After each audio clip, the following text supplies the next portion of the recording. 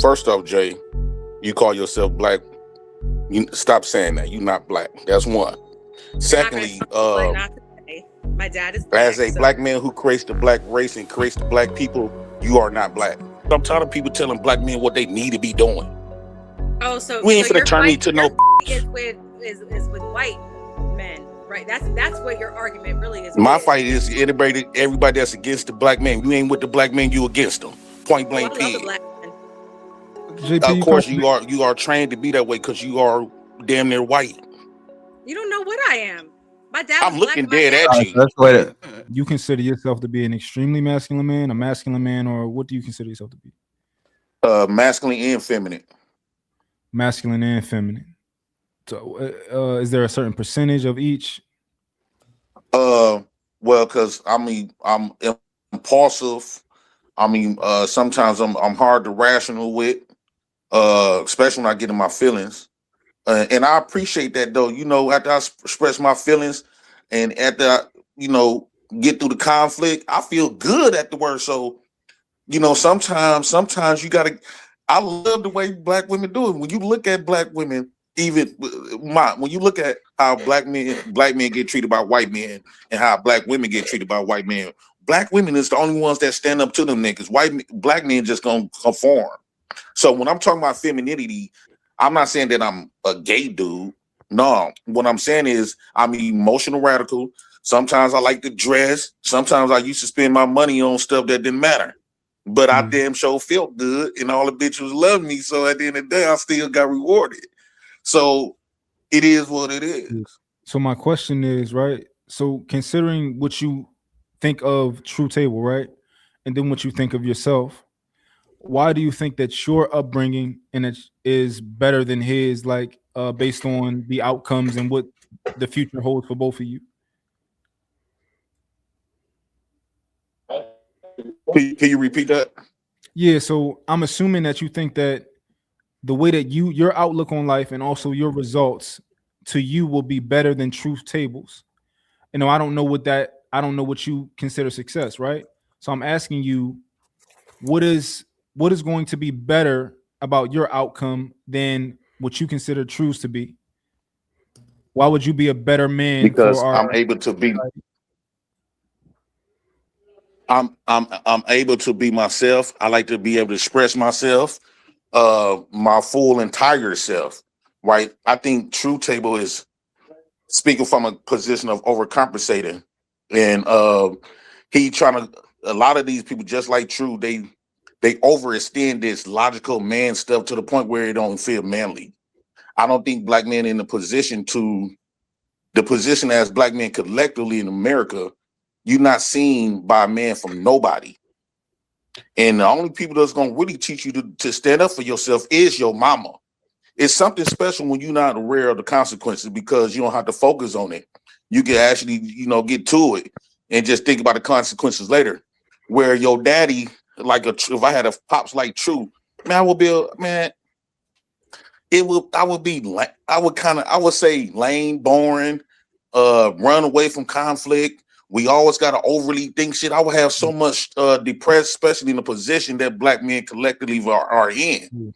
I don't think we need to be that we're not in that position to be masculine. Yeah. So what I think that's interesting. You think most women would teach their sons, if somebody hit you, you hit them back, and you think most men would say, hey, before you hit somebody back, think about it or tell a teacher. And you think most women would teach that? Yes, when it comes to men, they want you to overanalyze, even in sex. Boy, think about this woman before you stick your dick in her. She had this, she had this. Now you just sitting with this woman naked. You just sitting up there just staring in space, thinking about what your daddy, a whole bunch of fear tactics that your daddy done gave you. Same when it comes to fighting. You in this environment and all this environment, everybody shooting guns. I just got a text from my sister right now talking about my nephew in the house just got shot up with his daddy. And we was trying to teach them, boy, you need to stay out the streets, move out the building. Don't be, because they call me every day for a gun. And so JP, I don't want to get too far off into these. I want to make sure that we pushing the conversation forward. Yeah. So we can kind of stay on. if I could bring my point around, so Okay. I think that's interesting because I don't know about the other guys, but the men and my dad was the one who told me like, "Yo, if somebody hit you, hit them back." My mom was the one who said, "Tell the teacher." I remember one time when I was in elementary school, I was fighting this No. girl because she pushed me. I'm like, I ain't play with nobody. Don't put your hands on me. I don't care who you is. Anybody can get it. When I was in like elementary school, she pushed me, and I beat her up. And as I was leaving, this some girl told my dad, she like, "Yo, your son was fighting a girl today, right?" And I talked to my dad about it. He like, "Yo, what happened? Did she hit you first?" I said, "Yeah." She said, "All right, we ain't gonna tell your mom." Right? He said, "We ain't gonna tell your mom, but don't let nobody put their hands on you." And I'm like, I'm the same person for my son. Like my son will get into a fight at school, and I'm like, "What happened?" Oh, Was your dad raised with his mom? Yeah, he's raised with his mom. Only his mom? Like far as like he grew up in a single mama? His dad too, but his dad was old school. But I don't know. I want to know everybody else's perspective because to me, I find it that most of the men that I'm around are teaching like, "Yo, don't let nobody chump you, don't let nobody," versus the mom who's more like, "Yo, go tell the teacher or think about it or stuff like get mad because you got suspended for fighting." Usually the men that thinks like that is the men that was raised with their mama. And Right. that's where I get this ideology from. I disagree. I disagree. I think it depends on your dynamic. It almost sounds like you've been in survival mode and still are.